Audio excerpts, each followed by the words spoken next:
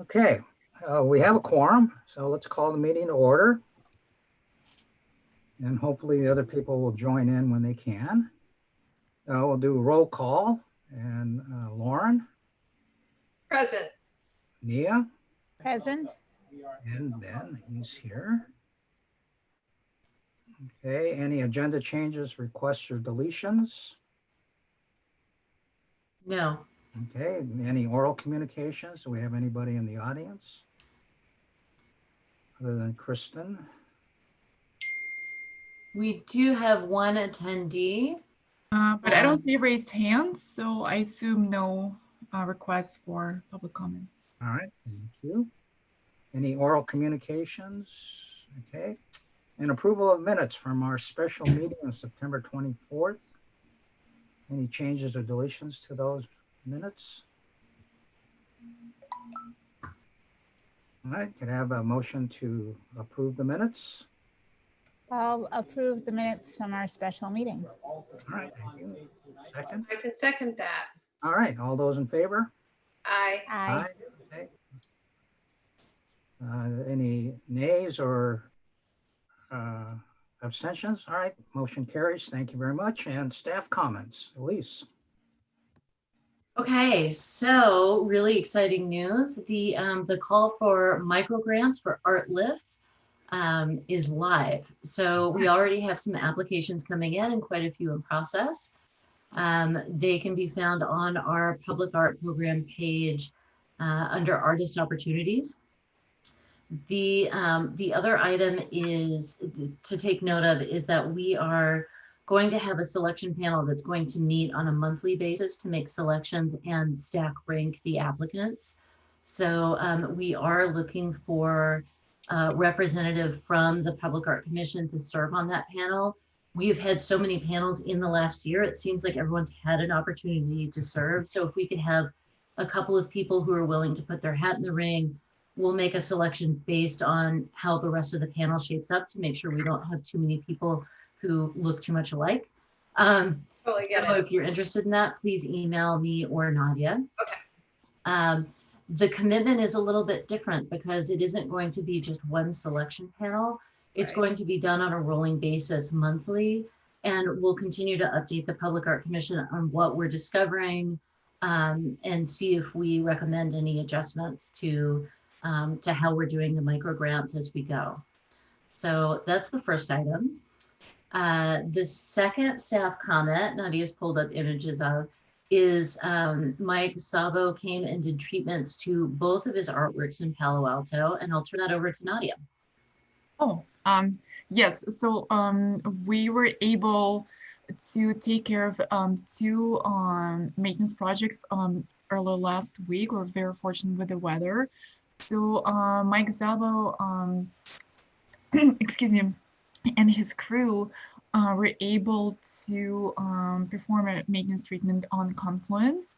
So here you see the image of the crew cleaning up the sculpture, you know, fixing the patina and just getting rid of all the mineralization on the surface of the sculpture. This is the view of the complete work with the water running again and you know, tuned up.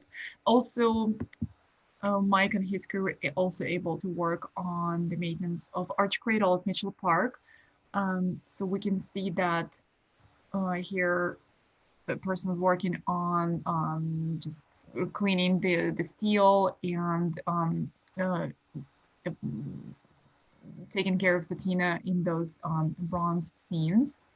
And here's a view of the completed work after it's done. So it looks fabulous. Thank you. Looks really good.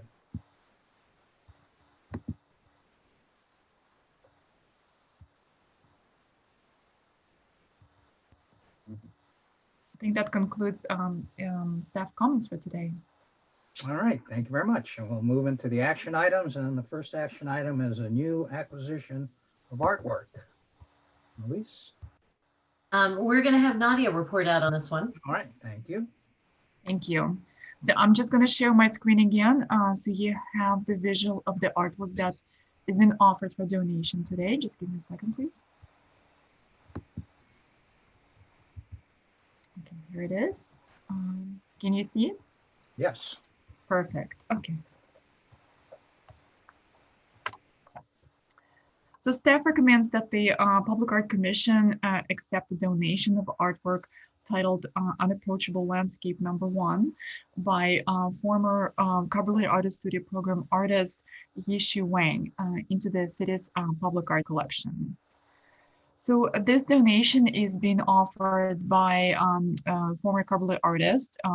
According to the CAS guidelines, all Caberlet artists are expected to donate one of their artworks in their first 4-year residency term into the public art program. So preferably the artworks offered for donation have been developed and created during the artist's residency at Caberlet.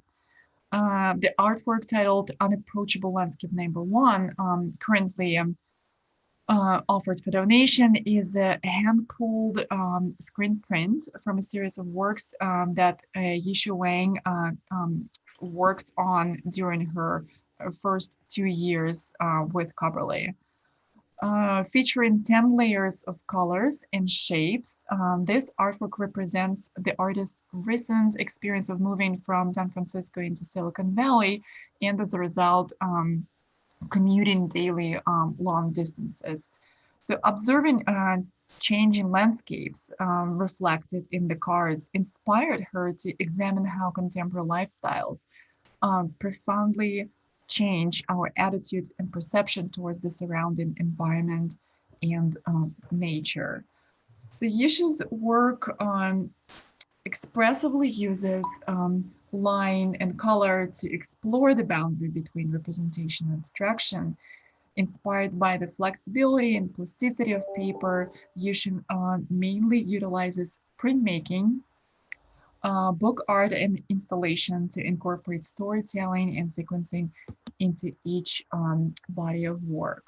Her work is included in many private and public collections, both in China and the US. And so the artwork is in front of you, and let me know if you have any questions before the motion. Thank you. Okay, thank you, Nadia. Are there any questions or comments? I have a quick question. What is the size of this screen print? Oh, yes, absolutely. So the size is 22 by 30 inches, and it will be framed Okay, and ready to be exhibited. nice. And this is #1. How many has she done? I believe there's about 10 artworks in that series. So Okay. I think it's an ongoing series that the artist has been working on it for the past 2.5 years. But this is the first work in that series. I like it very much. It's a great gift. I know we had this discussion of the question I'm about to ask, but I don't remember exactly. I think I do, but I don't remember the answer. So all these pieces, they get rotated, but when there's a new piece, does it automatically get displayed? I don't remember if that was the case, and I know now is a weird time because a lot of people are not viewing. But where will it go? And Yeah. it's something I don't remember if I think we did have a discussion that, but does every time there is a new piece, does it go out immediately and is visible to as many people as possible? Yes, great question, Mia. Thank you. We always try to, prominently display artworks in the city's collection, especially those new to the collection. Unfortunately, right now it's challenging to, immediately install a piece since all city facilities are closed to the public. But, once the doors reopen, we'll definitely, try to find, appropriate site for the piece. So both city staff and members of the public get an opportunity to enjoy it. And it will be added to the online database as well. So it'll be Absolutely. digitally available to the public. Mhm. And also what we do every time we receive a new donation to the collection, we also make an announcement in the newsletter. So it's another outlet for the public to, to see the artwork. All right, thank you, Nadia. Any other questions or comments? All right, have a motion to accept this artwork. I move that we accept Unapproachable Landscape by artist Yishu Wang into the public art collection of Palo Alto. Okay, I second that. All those in favor? Aye. Aye, opposed, abstain. Thank you. Motion carries unanimously. We got a nice new piece into the collection. Woo-hoo, yay. Thank you. All right, now into the non-action items, and this race and equity for public art, and this is something that came from City Council, directing us to do something on this, and this is their ongoing priorities for the city. And Elise, expand on this a little bit. Yes, I will. But just before that, I just wanted to let you know that I see Commissioner Klaus is in as an attendee. Oh, And I don't know if we can send the link to be a panelist yeah, let me take care of that in the back. to him to join the meeting for this item. That would be, I think, important. I will Yes, send the meeting link. Just a second. you know, the more voices, the better on this one, I believe.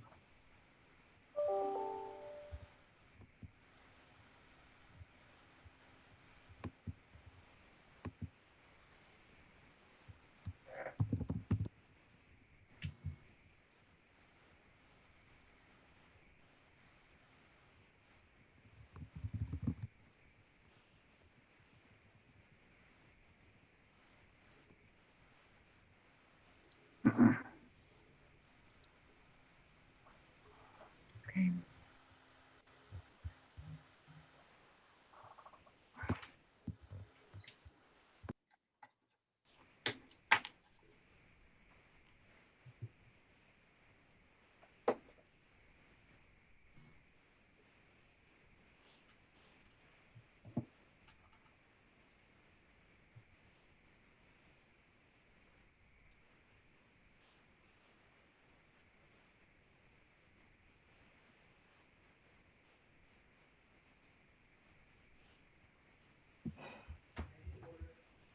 Nadia, can you promote him to a panelist?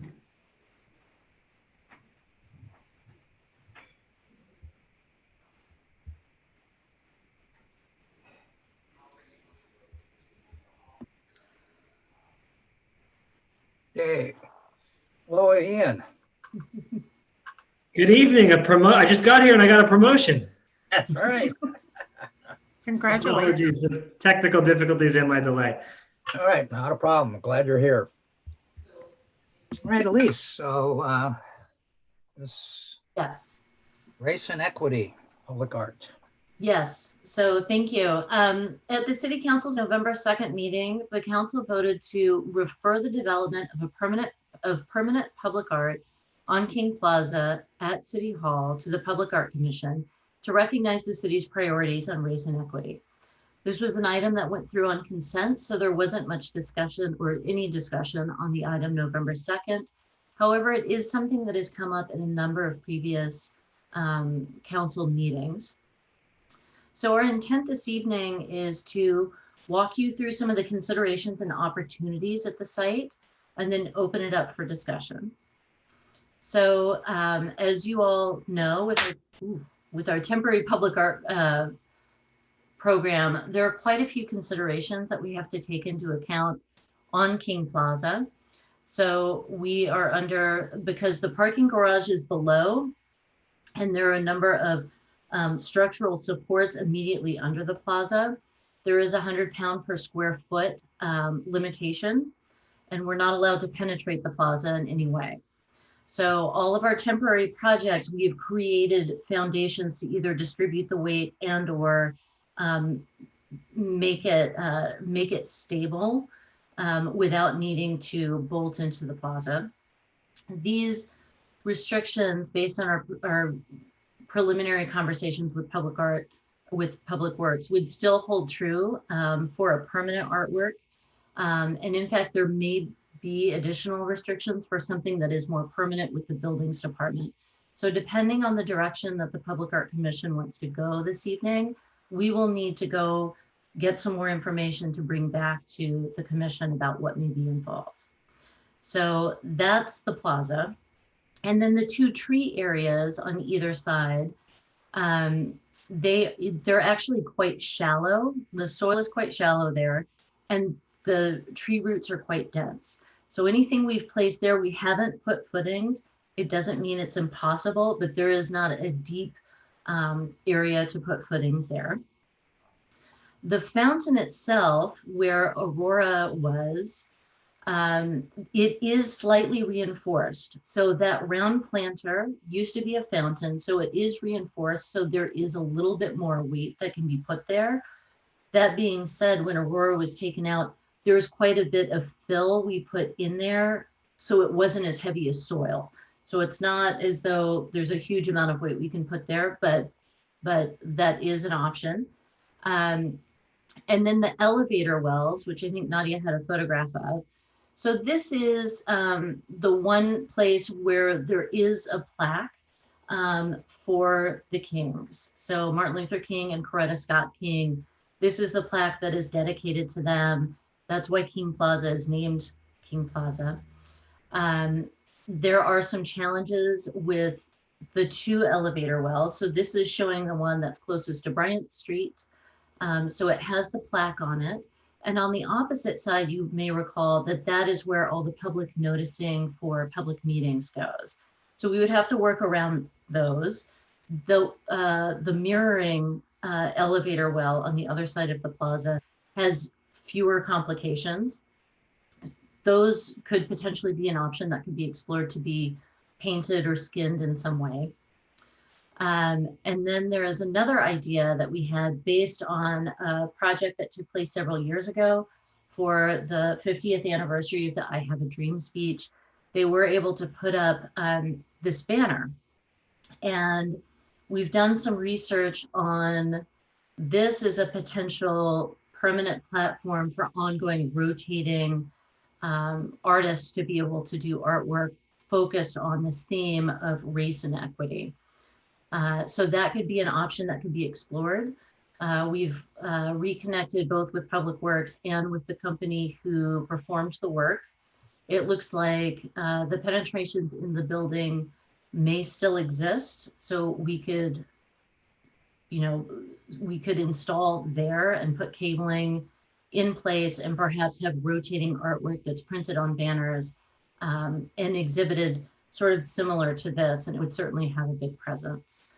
So I think that is it for considerations exactly on the plaza. So Nadia's put together a slide here of some of the spaces we can consider, the weight limit, and some of the restrictions that we have to work within.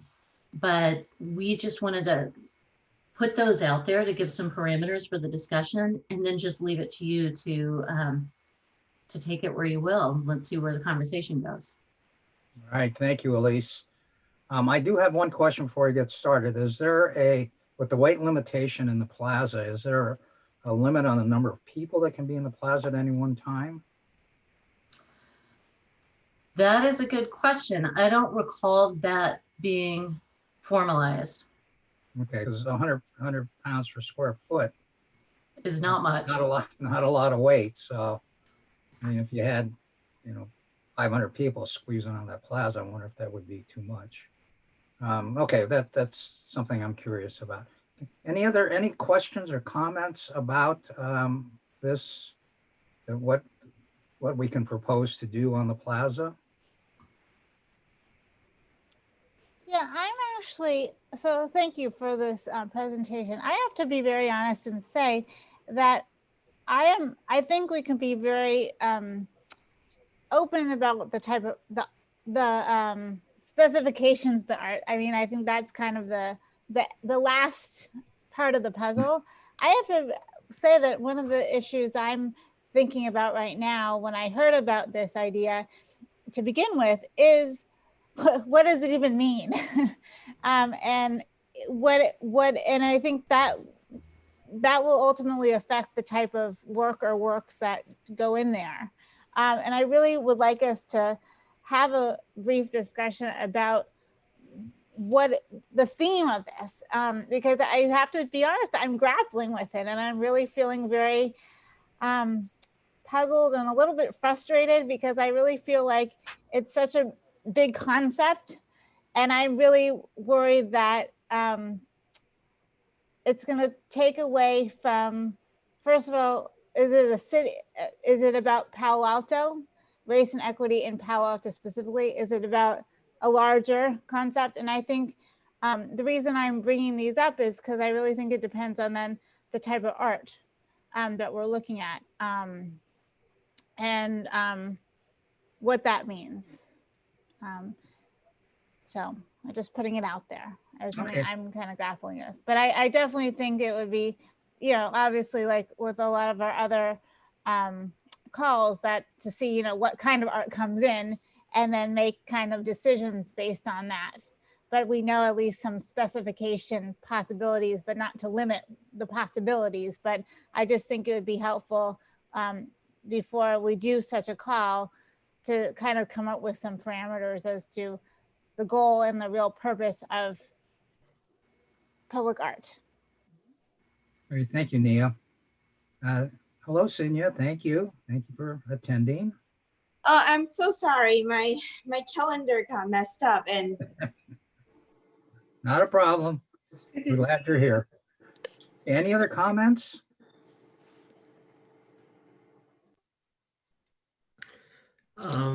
Yeah, thanks, Ben, and good evening again, everyone. I'll just second what Nia just said, in that I'm looking right now at the City Council staff report, which was kindly sort of linked within the link, and looking at the recommendation, and that does not provide a lot of guidance in terms of what the city is hoping for or expects, and certainly leaves a lot for us as a group to discuss. I mean, I having two really quick ideas about ways in which to follow up on what Nia said. I would think that this would want to be a conversation that involved the public in a more active way than perhaps we're used to, maybe, one. And two, I would just ask maybe Elise or maybe Karen knows, where the status of the HRC report on irrelevant Palo Alto history. And if sorry, it may have been delivered already and promoted and I missed it, then that's my fault. But that seems as the sort of reflection and analysis that we might as a group want to consider too when we think about how to approach this, you know, what that history says and how and what it has to teach us as we approach this question. Hey, thank Yes, you. and we have CSD Director Kristen O'Kane is here this evening and may be able to shed some light on the timeline for that report. I apologize, Kristen. I said Karen. Kristen. Sorry, I have a barking dog in the background. So thanks for that question. So that report that the Human Relations Commission is working on is going to council in January. I believe they discussed it at their last meeting last week, I think it was, and they're still finalizing the report. And I did want to say too that it is fairly unusual for a referral like this to come from City Council to the Public Art Commission. So while they did select the location and the theme behind the artwork, they did leave it pretty open for the commission to decide what it might look like, where it would go. It could be one permanent piece, or it could be rotating pieces in the same location. So I think it intentionally allows the commission to sort of direct where the art goes, not making it too prescriptive, knowing that this is an unusual referral from the council. Okay, thank you, Kristen. That's a good point. Any other comments? All right, one thing I would like to see is that small plaque for the Kings expanded somewhat, or have some other marker about why it's named King Plaza, because I don't think a lot of people know. They probably think just connect the name, but to have a little more visibility for that plaque or something completely different. And I like the idea of rotating public art, something going through there that reflects the times that we're going through. And I think the Black Lives mural reflects that. And Nia, to your question about, is it just Palo Alto? Well, I think the Black Lives Matter was really the nationwide. So I think with the rotating public art, we can really pick and choose what goes in there, either a local issue or a national issue. So, and we put in something permanent, and the council specified no statues and anything like that. So of course, with weight limitations, we have that problem too. So something that's rotating, I think, will really go to their question. And we can also use that within City Hall. There's, I can't remember the name of the screens in there, but can we use that as well to have some sort of temporary images about equity and race within the city, and tying in with whatever we have on the outside? That's certainly something we could explore.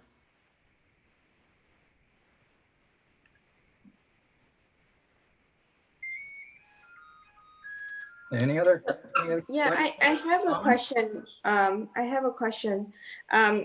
So I was looking at this race and equity priority for King Plaza, and I was wondering if we can use this, this idea and go back to look at some of the temporary artwork that we have commissioned and review them and see if we can characterize the temporary artwork that we have commissioned in the context of race and equity. And maybe that will allow us to kind of open and help us kind of brainstorm about the concept of race and equity in sort of a broader manner. Because I'm kind of thinking through some of the other temporary artwork that we have commissioned for King Plaza. And a lot of them wouldn't immediately jump out at me as, oh, this was commissioned with race and equity in mind. Having said that, in hindsight, if we look at them from that lens, is it possible to interpret that they also offer those perspectives? And if that's so, maybe it will give us a different way of interpreting this mandate. Thank you, Sinya. Any other comments? What we like to see within the plaza? Yeah. Public art? Well, sorry. Go Now, ahead. go Well, ahead, I was just going to say, dovetailing on Commissioner Shen's thought that, you know, one option the commission could consider, you know, is because we have ongoing rotating temporary public art on the plaza already, does it mean dedicating that program and that that funding stream to artworks that address race and equity? That could be something separate than perhaps the banner proposal, but I just throw it out there that there's opportunity to sort of pivot some of the programming that we do there as well. Okay, and Ian, any comment? Yeah, I mean, the Ben and that idea, I'm seeing like a fourth plinth in Trafalgar Square, but it's our only plinth, and it's kind of rotating a social and equity focus. I mean, that's sort of an intriguing idea, and the shift that was just described. But I'm struggling a little bit with what we'd like to see, because I don't know it's not for me to decide what we want to say, so I don't want to use the word we, but the process for what should be said. To me, I think this is borrowing a little bit from Nia, but I would return to that, because I think one place to look is to the public and to ask them. I mean, again, it was a national conversation, Black Lives Matter, and so we sort of were engaged in a national conversation that was also a local conversation, and it was clear from the city council, but also within the city, what needed to be said. But now I don't know where to get that clarity, and I think one place to look is to engage the public. Another place to look, again, is to a history of the city that's being produced by the HRC that I think we should turn to for guidance when we think about how to tell the story of the past and the present here.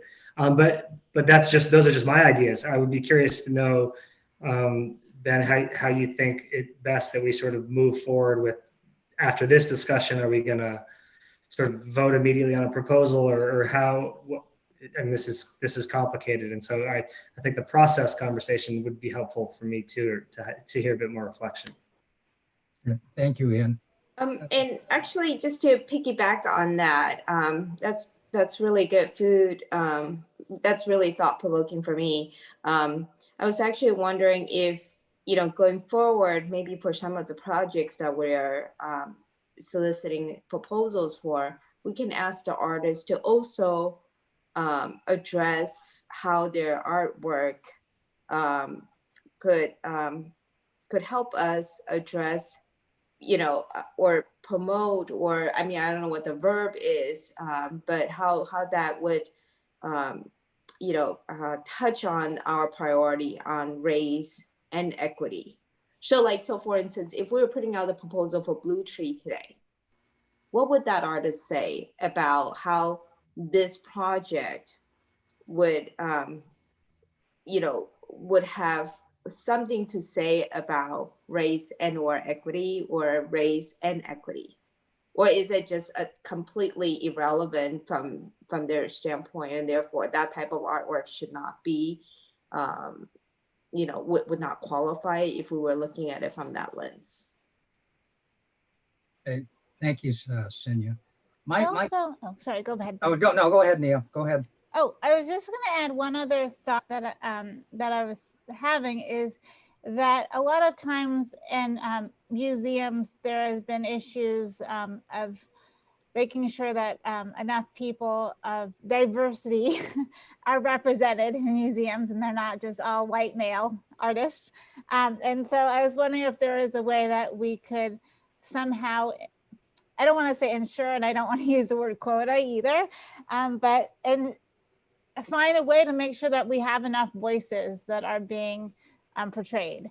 And so the artists, it's not like we artists, are like with Black Lives Matter. One of the nice things about it is that we had people who were African-American or Black, however they identified, but then we had other people who were allies who participated. So is there a way that with, if we do, I like the rotating idea as well, but is there a way that we can ensure that enough voices are being portrayed? Because we do have a lot of different diverse voices in Palo Alto, and I'm seeking low, and I think to talk about whether I think it should be local and national, but is there a way that we can kind of say, we want to make sure that there's a decent amount of representation? And I don't know too, with the calls, the best way to do that. And also, we are very careful about making sure that we don't choose people just because of the color of their skin. We go in blinded, so to speak, which I love. But sometimes you end up choosing not by purpose, but end up choosing the same types of people every single time, even if their art is different. So thank you, Ben. Thank you, Nia. Some good points. My feeling is on this item that we're starting the discussion tonight. I don't think we want to make a decision tonight. I think this could be a discussion over 2 or 3 or 4 meetings, that we go away and we think about it and we research different things that are coming up and try to come up with something that's meaningful and impactful. And if we try to rush to do something tonight, I think it's just going to be a waste of time. So let's this can be an ongoing conversation that we can have. Wait for the HRC report to come out, use that as well. And on a personal note, as being a person of color, I want this really to be meaningful and not things that have been in the past or just kind of a patchwork thing to kind of smooth over people's feelings and that sort of stuff. Let's do something that's really, really good and really impactful for the community and make it really meaningful. That's what I want. I don't want these salve things in the past that we've done. You know, we'll make them feel good for a little while and they'll go away. No, to hell with that. Let's do something that's really good. That's my feeling on this. So And I would also like to add that this is an opportunity, as Commissioner Taylor mentioned, about, you know, the voices in the room where we really think about the process and who that selection panel is made up of. And those are all things that I would look to the commission to help inform. Do we have some outreach and community meetings in advance of putting together the call? Do we have some outreach on putting together who is on that selection panel? Or is it an opportunity to hire an outside curator who might consult with us to identify appropriate artists? So there are lots of different ways we can go about things and still remain within the bounds of what we can do as a city in our artist selection. yeah, thank So you. all of that is open, and all of that is open for discussion. So so I welcome all of your input. Thank you. One Thank other you. quick clarification question. So, and I apologize, I did not read the city council's recommendation. Very, very concise. But if we were to do public art, would it be, to use the word, in eternity, or perpetuity, I should say, that we would be able to do rotating work? Or because if it was a, you know, a permanent piece, you know, that's permanent. So would there be a chance, like 10 years down the line, Kristen, that they would look at it and say, you know what, we don't want to pay for this, or we don't want to, you know, we want to move on to another issue, or a lease too, you could respond. But is that something we should be thinking about as well and have in the back of our... Commissioner Taylor, these are all great questions. I did send links to you all about Monument Lab and the work they're doing, and lots of really interesting conversations taking place across the public art field across the country about permanent artwork or monuments to either people or movements. And a lot of the discussion is, you know, should we build something permanent at this time, or should it be something that allows for ongoing conversation and ongoing voices? And so that's where the idea for temporary might hold some appeal. I think, yes, the ongoing costs associated with a temporary program is something that would have to be considered. And based on the input from the commission, we would come back with more concrete numbers on what that would cost. Is that feasible for the public art program to carry for the next 10 years or 20 years? I think what we're finding in the public art field is rarely is something forever. The question is whether we want to create a permanent long-term object that is going to be there, or artwork that is going to be there, or is it a platform for ongoing conversations, or what kind of shape does this opportunity take? And it could go a lot of different directions. Yeah, thank you, Elise. And I think that's what's going to frame our conversation going forward, temporary versus permanent, and what we want to see. Yeah, continue. Yeah, so I'm just looking at the Palo Alto Public Art Program. And under our vision statement, we say public art reflects Palo Alto's people, diverse neighbors, the innovative and global character of its businesses and academic institutions, the beauty of its natural environment. So we talked about diverse neighborhood, global character. And I'm just wondering if maybe one way we can kind of think about making it permanent is to inject the concept of racial and equity in as sort of part of our baseline for our vision or our mission, so that it's not just, you know, one statue that we put in front of King Plaza, but rather we always have those elements as part of the criteria for artwork that we support. And maybe it's up to the artist to come and say, the reason why my artwork, you know, enhances these, or, you know, help to address these issues is because of the backstory of this piece. You know, maybe it doesn't look like Nia said, maybe on the surface, it doesn't look like this is a piece of artwork that's addressing racial equality, but because of the backstory, because of where, you know, the evolution that got to this point, right? Kind of like the maze that we have in front of the city hall right now. How is that a racial or equality piece? But maybe the backstory of it is. So like maybe we can put the, you know, use the word permanent in the sense that we embed that as part of our qualification. Mhm. All right, thank you, Cinya. And Ian, to your point about being the public getting involved, I think that's very important to get public input for this piece or pieces, whatever we're going to do. When we get the public buy into it, that's going to help. And I just think it's so important to get the public input on something like this. I agree with you. And I think outreach to even have some community members on the panel, the selection panel, because this is going to be a longer term project, right? I don't know how frequently we will turn over these permanent pieces, but it could be a 5-year project where we're rotating artwork every year, right? Or Right.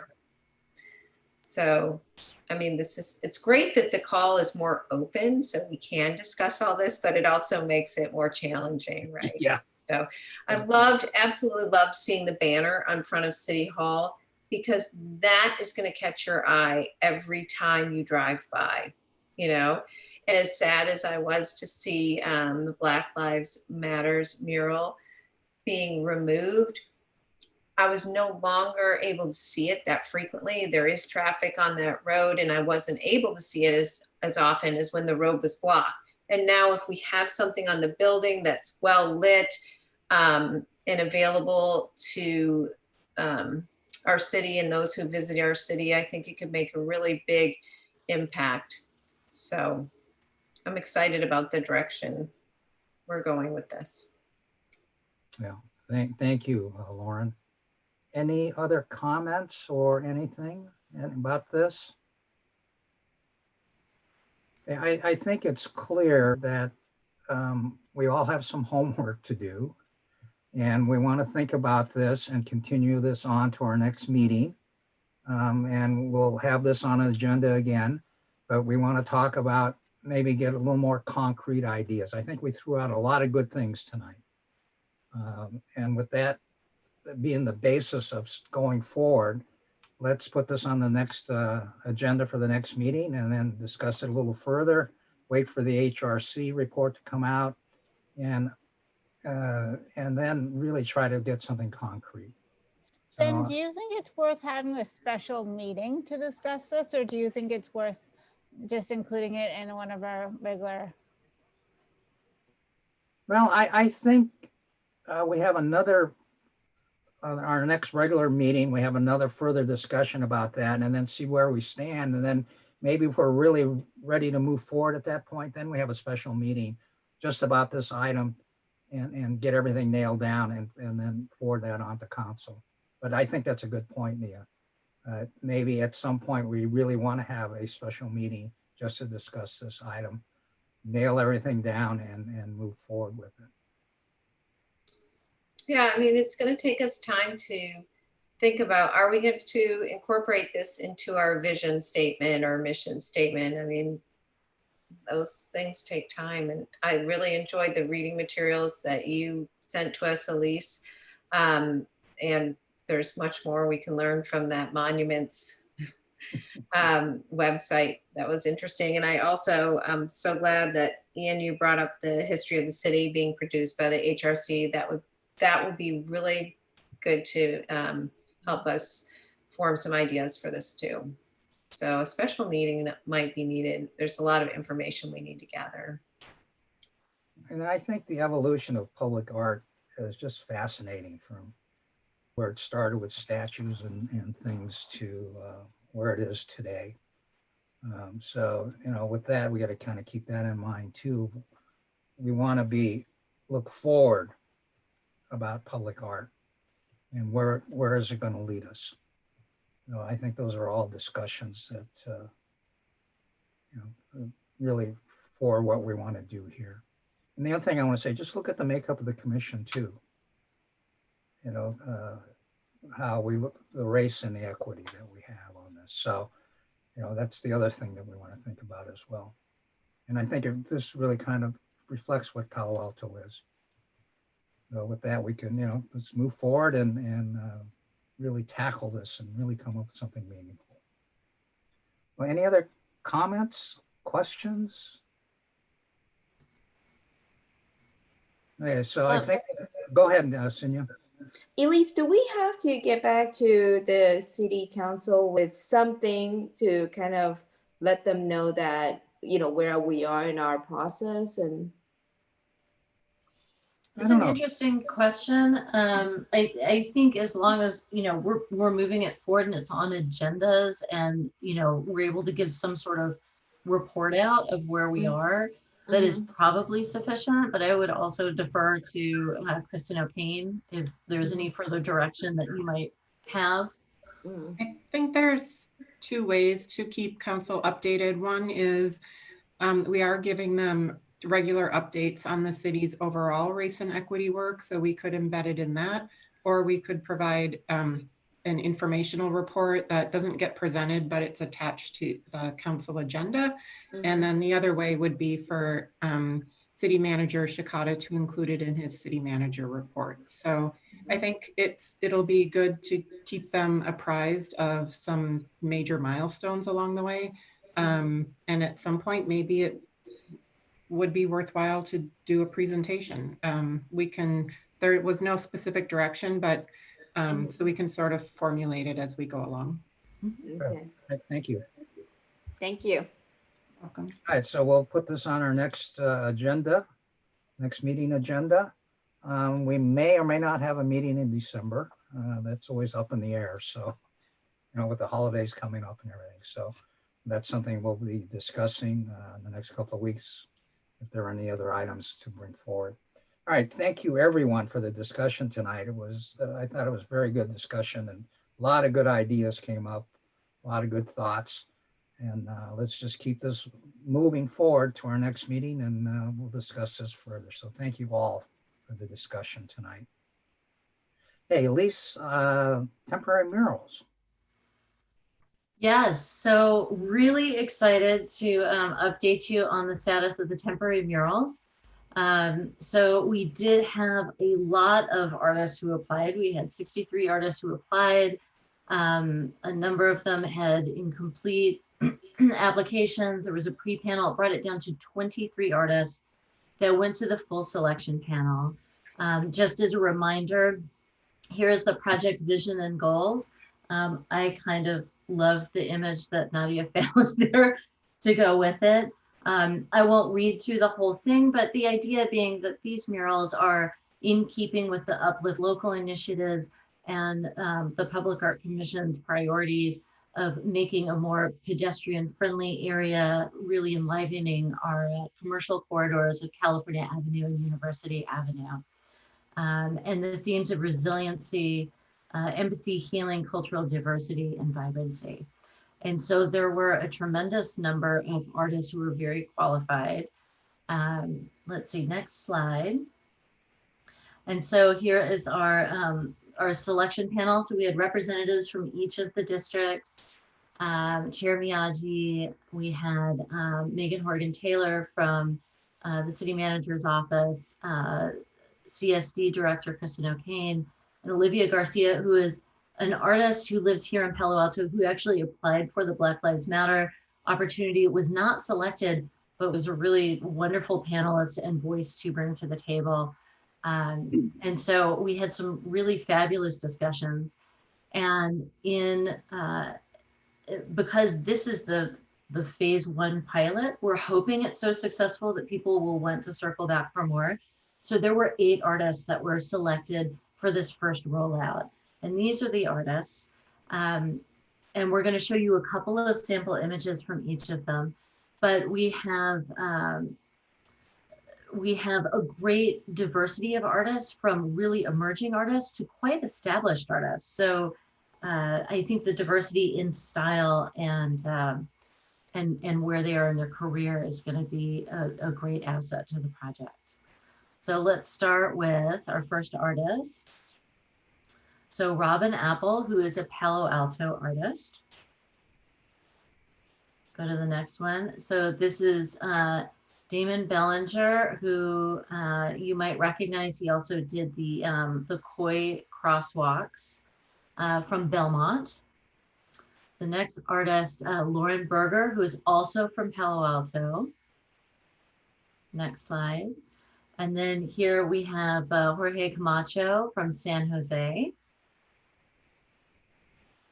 And here we have Liz Hickok from San Francisco.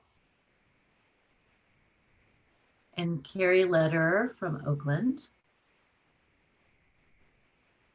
And this is Catherine Liu from Los Altos. So you can see the diversity of artwork. And here's TW5, sorry, I stopped too soon, from San Francisco, who they are also part of our Coverly Artist Studio program. And so you can see there's a great diversity of artists. They're waiting their assigned spaces, which we are still trying to nail down all of the locations, which has been a little bit of a challenge, but we're still working on it. And once they have them, then they can begin their design. And the reason for that is if they're in a narrow alleyway where people are going to view it primarily walking by, that may demand a different design than something that's visible from across the street. So we want to give them as close an idea of what kind of environment their artwork will be in before they begin design. So that is the update at this point. So we have the agreements ready to go, and we are just trying to get the last 3 locations nailed down so we can start them along that journey. All right, thank you. And with that, I'll open it up for any questions. Any comments, questions? All right, this is exciting. I can't wait. Would any of these artists that applied to the temporary murals be interested in the next call, which is, the disruptors kind of Microgranting Art Lift? You never know, right? Yes, so it's been distributed far and wide. So we'll see what we get. We already have applications coming in for Art Lift. Cool. And it's been pushed out to the artists who applied to a lot of our previous projects. Oh, good. Yeah. And I believe we do have one attendee. I do not know if this individual wanted to speak. If you do, please raise your hand.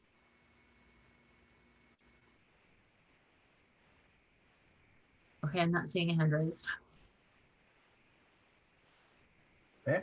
Lauren, I was just going to response to your comment. I think one of the things I think is kind of neat about Palo Alto's public art program is that we haven't had a lot of the same artists get chosen. So it's like our pool is even larger. Although we have really great artists, the neat thing is every time there's always usually a different selection of artists. So, Right. but it's just to encourage people to keep trying. Yeah. That we're here for them. And I believe we have a raised hand. Oh, we do. So this is Robin Apple, one of the selected artists. And let me just unmute Robin. So Robin, please unmute yourself. Mhm. Hi, I just wanted to say thank you for selecting me, and I'm really excited to find out where my piece is I also have a barking dog, so I apologize. It's my first time attending one of your meetings, so it's super interesting to hear about all. And maybe I will apply for one of these other upcoming ones. But anyway, thanks. And I'm looking forward to finding out where my piece will be. All right, thank you, Robin. Congratulations. Okay, I didn't know how to raise my hand. Now I do, and I'm going to lower it. So there you go. All right, thank you, Robin. Hey, any other? Those who were not chosen because they were not part of the pre-qualified pool, or not, there were some issues with their application. Do we go back to or do you go back to them if it's not a big deal, like for them, like a little piece of their application? Is it easy fix, or is it something that we just say, sorry? They're pretty hard and fast procurement rules about incomplete applications. It needs to be a completed application. With our online submission, there is a little bit of leeway. There's like a 24-hour window if an application hasn't been completed, that they can finish it. But then once that window closes, they're done. And you couldn't start a new application in that window because the window is passed. Okay. Are there any artists that you've ever seen that you're like, oh, I wish they could have completed it in a timely fashion that we can? Sure, yeah. That happens, but we also have to, there are procurement rules we have to play by. So it would be unfair for an artist who had their application completed on time for us to then make an exception for an artist we wanted to complete the application and then they win the commission.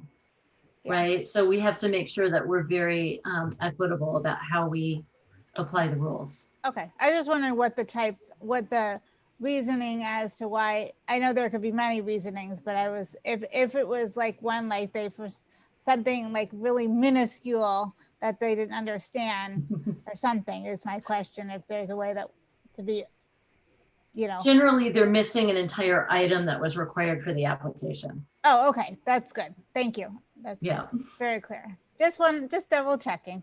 Sure. Thanks. Not a technicality, right?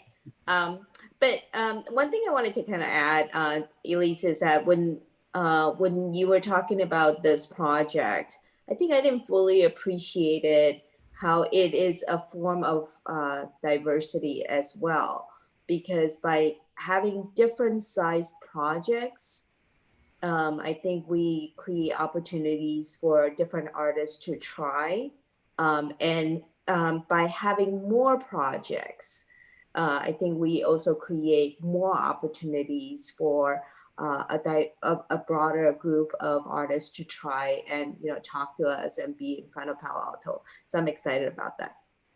Right, that's absolutely true, Commissioner Shen. And I also want to give a quick shout out to our Coverly artists who have offered to give technical assistance to any of the applicants who require it, because not all of these applicants can deliver digital files in the format that is required. And so the Coverly artists, as part of their volunteer service, have offered to step in and help. So it's really great. We're able to offer more opportunities for more emerging artists. Right. Thank you, Elise. And Nia, to your point about new people into the public art program process, the rookies that are in the program, I really like that. There's a first foray dipping their toe into public art, and hopefully they'll continue on. And I think that's part of what Elise and I have been talking about, is some sort of a mentoring program for people to get into the public art process, because it's not just throwing your hat into the ring, as Elise was saying. There's processes that have to be followed and filling out the forms correctly and all that stuff. So, they're dipping their toe in, and hopefully we'll get more people into the public art program in the process. So it's great. Okay, thank you, Elise. I see something here about public letters and a detachment. Were there any public letters? I didn't see any. Yes, there was one public letter. Let's see, was it not attached on there? I can